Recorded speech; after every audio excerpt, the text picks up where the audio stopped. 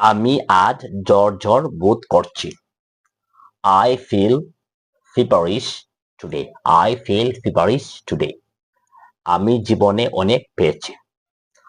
I have had enough in my life. I have had enough in my life. পরীক্ষা খুবই নিকটবর্তী। The examination is knocking at the door. The examination is knocking at the door. আমি কাজটি করিয়েছি। I have got the work done. I have got the work done. আজ কোনো class হবে না। There will be no class today. There will be no class today. পরের নিন্দা করো না। Don't speak ill of others.